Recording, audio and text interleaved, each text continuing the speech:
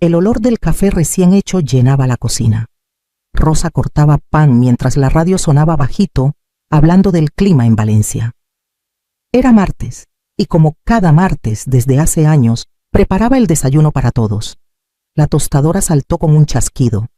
Rosa colocó las tostadas en un plato de cerámica que había comprado en un mercadillo de Xàtiva hacía más de 2 décadas. Fue entonces cuando escuchó la frase: «Vamos a llevarte a una residencia», así, sin pausas, sin mirarla a los ojos, sin siquiera levantar la voz. Tomás lo dijo como quien comenta que va a bajar la basura. Rosa se quedó inmóvil con el cuchillo en la mano y el pan a medio untar. «Ya no podemos seguir así», añadió él, como si fuera un peso compartido. Sandra, apoyada contra el marco de la puerta, con los brazos cruzados, no dijo nada. Pero su ceja levantada, su expresión cerrada gritaban aprobación. Esa mujer no necesitaba palabras para dejar claro lo que pensaba. Rosa ya conocía ese tipo de silencio, el que no espera respuesta, el que da por hecho que tú ya no cuentas. El sonido de la tetera hirviendo la trajo de vuelta. Apagó el fuego sin decir una palabra. No lloró, no gritó, no discutió. Solo bajó la mirada y luego la subió muy despacio hacia la ventana. El jardín que tanto cuidó durante años estaba seco. Las hojas del limonero parecían cansadas como ella. Un rayo de sol pálido tocaba las flores marchitas de los geranios. Por un momento, se sintió parte de ese paisaje, una presencia que alguna vez floreció pero a la que nadie regaba ya. Tomás no esperó su reacción. Dio media vuelta y se fue por el pasillo con la taza de café en la mano. Sandra lo siguió sin mirar atrás. Rosa se quedó sola. El reloj de la pared marcaba las 7:42, pero para ella el día ya había terminado. Subió las escaleras con pasos lentos. Cada peldaño crujía como si la casa misma protestara por lo que acababa de suceder. En su habitación cerró la puerta con cuidado. Se sentó en la cama. Por un momento no supo qué hacer con las manos. Luego abrió el cajón de la mesita de noche. El terciopelo azul seguía allí intacto, guardando su pequeño secreto. Lo tocó con la punta de los dedos. Aún lo sentía frío, pero no ajeno. El colgante de amatista. Lo había guardado durante años. No valía nada para nadie más, pero para ella. Para ella era todo lo que aún no le habían quitado. Lo sacó del estuche y sin pensar demasiado se lo colocó. Era martes, pero algo en su pecho le dijo que ese día por fin algo iba a empezar. El espejo del tocador reflejaba un rostro que Rosa a veces no reconocía. Las arrugas en la frente, la curva vencida de los hombros, los ojos cansados. Pero había algo en su cuello que brillaba con una luz propia, una pequeña amatista engarzada en plata que capturaba la mañana como si aún tuviera algo que decir. No lo usaba desde hacía más de 40 años. Lo había recibido una tarde de lluvia, bajo un toldo de lona, en una callejuela del barrio del Carmen. Héctor lo sacó de su bolsillo envuelto en papel de seda y lo sostuvo como si temiera que ella dijera que no. «No es caro», murmuró, «pero pensé en ti cuando lo vi». Héctor. La memoria trajo su voz pausada, su risa tímida, los dedos manchados de tinta. Estudiaba derecho pero amaba la poesía. Se conocieron en un club de lectura. Él recitaba a cernuda con una ternura que a Rosa le caló más hondo que cualquier flor o palabra grandilocuente. Sus padres no lo aprobaron. «No tiene estabilidad», decía su madre. «No es para ti», insistía su padre. Y Rosa, como tantas veces en su vida, obedeció. Dejó de verlo. Bloqueó las cartas. Se casó con Julián, el hombre adecuado. Un buen proveedor. Un padre correcto. Un silencio sin versos. Volvió a guardar el colgante en su estuche. Hasta hoy, ahora sentada frente al espejo, Rosa se preguntó en voz baja si Héctor aún viviría en Valencia. Si aún caminaría por las mismas calles, si aún se detendría frente a los escaparates de librerías de segunda mano. La casa estaba en silencio. Tomás y Sandra habían salido. Abajo la cafetera eléctrica se apagó sola con un clic suave. Rosa bajó lentamente las escaleras. Abrió la ventana del salón. El aire del marzo valenciano era fresco con olor a azahar. Se acercó al aparador donde guardaba algunas postales antiguas, recibos, llaves sin cerradura. Rebuscó sin saber qué buscaba. Tal vez una dirección, una pista, una excusa. No encontró nada, solo recuerdos.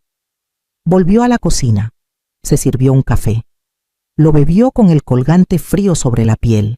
Era pequeño, casi imperceptible, pero tenía un peso especial, como si cada vez que lo tocara algo dentro de ella, algo olvidado, silenciado, empezara a moverse. Por primera vez en mucho tiempo, Rosa no se sintió invisible. Se sintió pendiente, como si algo o alguien estuviera a punto de suceder. El cielo estaba despejado y el sol de primavera se colaba entre las ramas tiernas de los naranjos.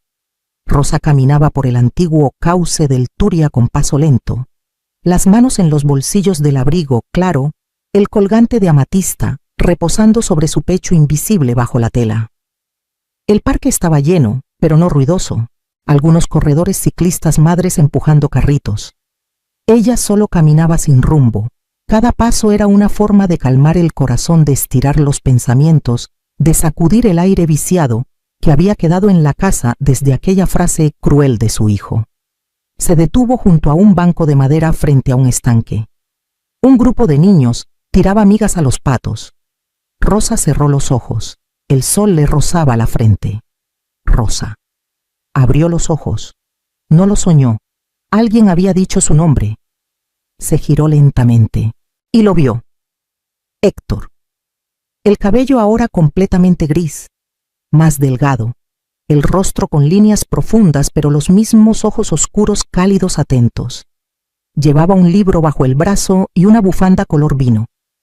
Sabía que eras tú, dijo él, sonriendo con suavidad. No sabía si acercarme. Rosa se llevó una mano al colgante. No porque él lo viera, sino porque lo sintió latir contra su piel. Hola, Héctor, logró decir. Ambos se quedaron de pie durante unos segundos, como si el tiempo dudara si debía seguir avanzando o retroceder. ¿Te apetece caminar?, preguntó él. Ella asintió. Caminaron bordeando el río sin tocarse, sin necesidad de llenar los huecos con explicaciones. Él le habló de su jubilación, de una hermana que cuidaba de su rutina tranquila. Ella le habló poco. No sabía por dónde empezar. ¿Y tú?, preguntó él en un momento. ¿Cómo estás? Rosa dudó. No tenía una respuesta fácil. Estoy volviendo, dijo al fin. Héctor la miró con respeto, como quien no esge más de lo que el otro puede dar. Al llegar a un pequeño puente de hierro, él se detuvo. Hay una cafetería nueva justo al otro lado. ¿Te apetecería? Ella dudó una fracción de segundo. Luego asintió. Se sentaron junto a la ventana. Él pidió té con limón, ella un café solo. Compartieron un trozo de tarta de manzana como si fuera un ritual. Las manos no se tocaron, pero las miradas sí. No hablaron del pasado, ni de por qué no fue. No hacía falta. Al despedirse, él sacó un papel. Anotó su número. Por si algún día te apetece repetirlo, dijo. Ella guardó el papel sin prometer nada. Volvió a casa antes del anochecer. Nadie preguntó dónde había estado. Pero Rosa llevaba algo distinto en la mirada. Un secreto nuevo, un recuerdo vivo, un latido que no dolía. Solo despertaba. Llamaron a la puerta a las 11 en punto. Rosa estaba barriendo el pasillo cuando escuchó los 3 golpes secos. Al abrir, se encontró con un hombre de traje gris, carpeta de cuero en mano y una sonrisa que parecía cortada con cuchillo. Señora Rosa Martín, dijo. Vengo de parte de su hijo. Es solo un trámite, nada grave. Ella no respondió. Solo ladeó la cabeza esperando la explicación. Un poder preventivo, continuó él. Para facilitar los procesos si usted entra en la residencia. Autoriza a su hijo a representarla en cuestiones administrativas. Lo típico, muy común. Le ofreció un bolígrafo. ¿Puede firmar aquí? Rosa no movió un músculo. ¿Puedo leerlo con calma?, preguntó aún con la escoba en la mano. Claro, pero no hace falta. Son términos estándar. Mire, aquí está su nombre, su dirección. Señaló los renglones con el bolígrafo con la paciencia de quien ha hecho esto 100 veces. Rosa lo tomó. no el bolígrafo o el documento. Lo leyó de arriba a abajo. No entendía todo, pero una frase le clavó frío en el pecho. Consentimiento irrevocable de representación legal. No voy a firmar, dijo, devolviendo el papel. El hombre se incomodó. ¿Estás segura? Es solo un procedimiento. No voy a firmar, repitió. Él dejó una tarjeta. Si cambia de opinión, puede llamarme. Cuando se fue, Rosa se quedó en el umbral, con el corazón golpeando fuerte pero sin temblar. Ese mismo día, mientras iba a por leche al supermercado del barrio, se cruzó con Adela, una vecina de su edad, siempre elegante, siempre informada. Le contó lo ocurrido en voz baja sin entrar en detalles. Adela le tomó la mano. Llama a Clara, le dijo. Ayudó a mi hermana cuando la quisieron borrar de su propia casa.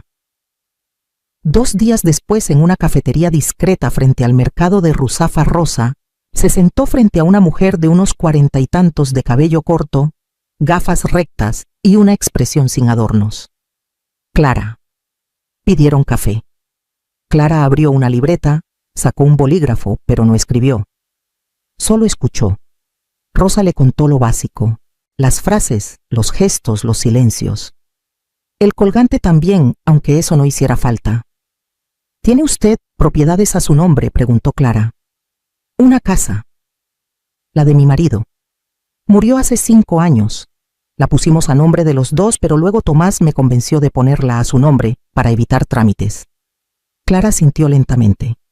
¿Tiene cuentas a su nombre? Ya no. Todo está centralizado. Fue más práctico así. La abogada suspiró. Rosa está a tiempo, pero no mucho. Si firma ese poder, pierde el poco control que le queda. Si no quiere ir a esa residencia, si quiere decidir sobre su vida, necesita dejarlo claro. Legalmente. Rosa miró su café. No temblaba. ¿Por dónde empiezo?, preguntó. Clara sonrió. Por no firmar nada. Y por empezar a escribir su historia, no la que ellos quieren, la suya. Rosa sintió que por primera vez alguien no la trataba como una anciana, sino como una mujer con una vida aún por defender. La casa estaba en una calle tranquila del barrio de Benimaclet, rodeada de árboles viejos y murales de colores. No tenía cartel de residencia, ni rejas, ni pasillos fríos. Desde fuera parecía una casa cualquiera, y tal vez por eso Rosa sintió algo que no esperaba alivio. Leonor la recibió con un delantal de flores, las manos manchadas de harina y una sonrisa cálida que no pedía explicaciones. Pasa, Rosa. Aquí no pedimos razones para venir, solo ganas de estar. Entraron. En el comedor 3 mujeres pelaban naranjas entre risas. Una tarareaba una canción antigua. En el salón había libros, mantas tejidas, fotos en marcos de madera. Olor a café con canela. Ninguna televisión encendida. Leonor le mostró una habitación en la planta alta. Tenía una cama sencilla, una mesilla con lámpara de cerámica y una ventana con cortinas blancas que daban a un patio con limoneros. Aquí serías tú, sin etiquetas, sin horarios que no elijas. Si decides venir, esta sería tu habitación. Rosa se acercó a la ventana. Afuera una mujer regaba macetas mientras tarareaba bajito. El sol entraba tibio. Todo era silencioso, pero no muerto. ¿Y qué hay que pagar?, preguntó Rosa con cautela. Un poco, pero no en dinero, respondió Leonor. Aquí se paga con presencia. Participas si quieres.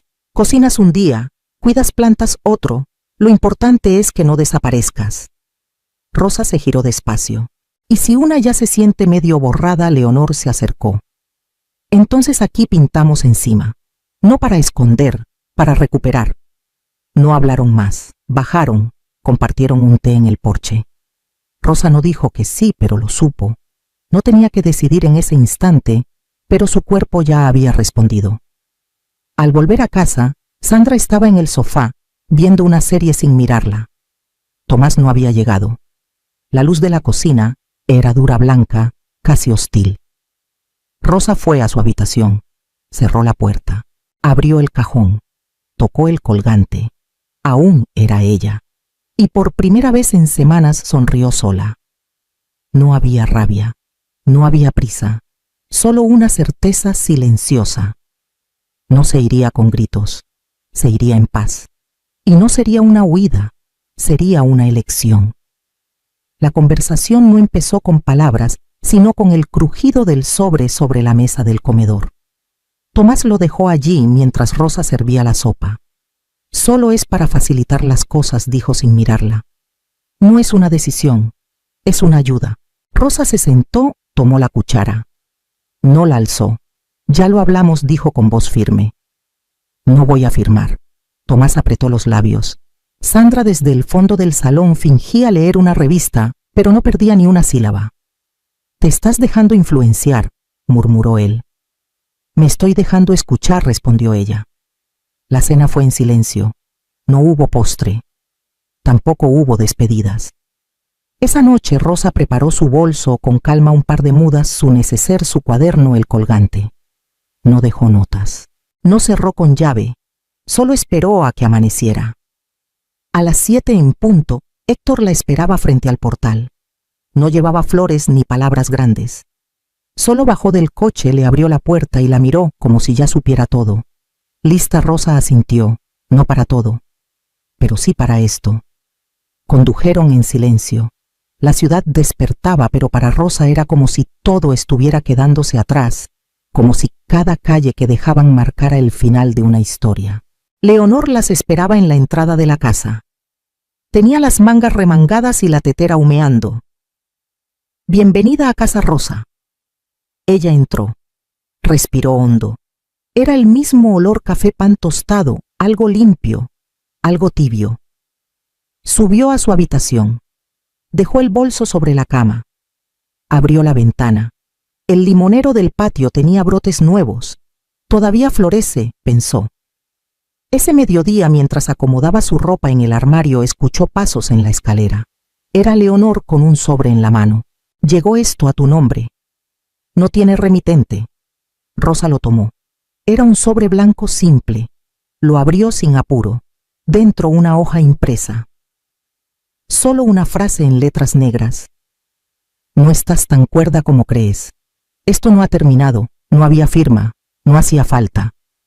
El aire se volvió denso. Leonor le puso una mano en el hombro. Quieren asustarte porque ya no te controlan, pero no estás sola.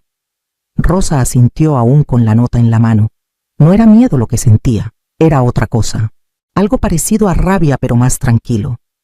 Una fuerza nueva que no gritaba, pero que tampoco iba a retroceder. Cerró el sobre, lo guardó en el cajón. Salió al pasillo, bajó a la cocina. ¿Me dejas ayudar con la masa?, preguntó. Leonor sonrió. Claro, hoy hacemos pan para todas.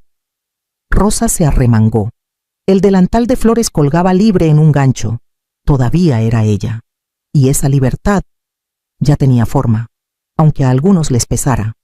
La notificación llegó un martes. Clara la leyó en voz alta con el ceño fruncido. Tu hijo ha presentado una demanda de interdicción, dijo. Alega que no estás en condiciones de tomar decisiones por ti misma. Rosa no contestó de inmediato.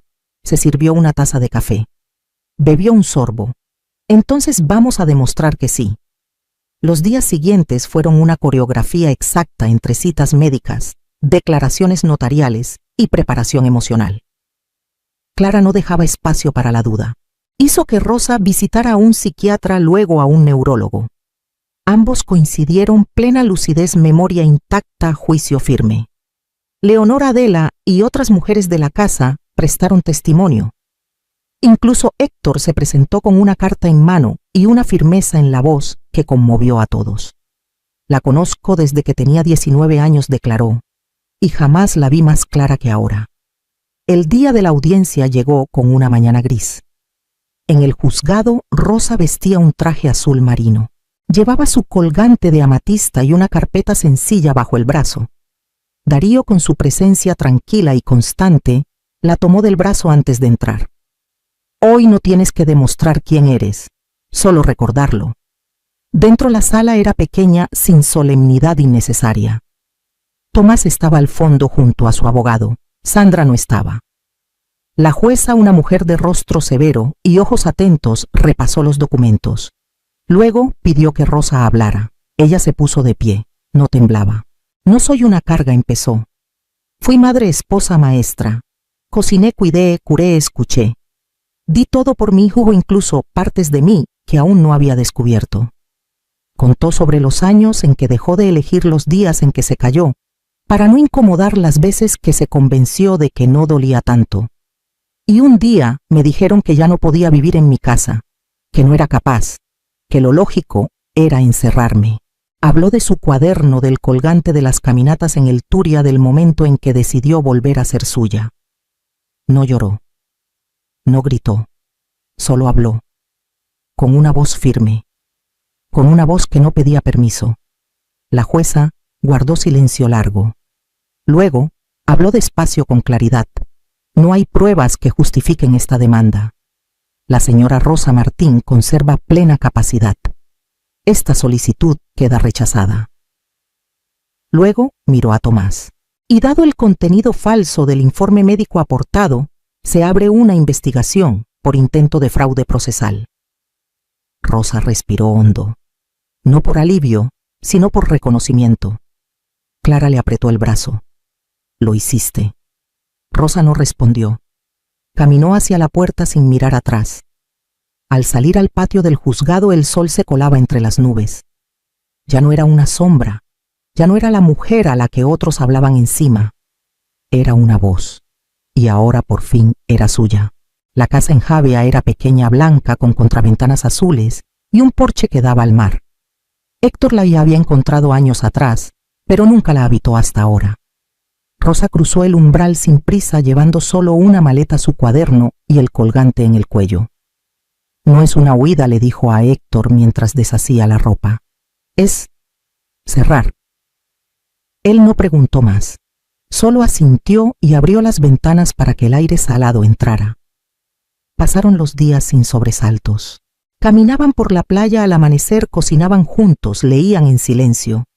Rosa escribía en su cuaderno cada tarde desde una silla en el porche. No diarios, no recuerdos, cuentos, pequeños fragmentos de mujeres que, como ella, decidían dejar de pedir permiso. Un martes por la mañana, Clara la acompañó a la notaría. Rosa firmó el Nuevo Testamento, no por rencor, no para herir. Nombró como beneficiaria a una fundación que ayudaba a mujeres mayores en situación de vulnerabilidad. Lo poco que tengo, dijo, quiero que sirva para algo más que resentimiento. La notaria, una mujer de manos firmes, le estrechó la suya con respeto. Volviendo a casa, Rosa sintió un hilo de paz recorrerle el pecho. No euforia, no revancha, paz. Una tarde en el buzón encontró una carta. Reconoció la letra al instante. Era de Lucía, su nieta mayor. Decía que lo sentía, que ahora entendía, que su padre le había contado una versión que ya no sostenía, que si Rosa alguna vez pasaba por Valencia, le encantaría invitarle un café. Rosa leyó la carta 2 veces. La dobló con cuidado y la dejó dentro de un libro sin título. Luego se sentó en el porche frente al mar. Héctor le llevó una manta. ¿Todo bien?, preguntó. Sí, respondió ella. No necesito volver. Ya sé dónde estoy. Miró el horizonte sin buscar nada. Por primera vez en su vida no deseaba que la vieran, ni que la llamaran, ni que la comprendieran. Solo quería sostener ese momento. Libre, íntegro, propio, porque había cerrado la puerta. Pero esta vez, desde dentro.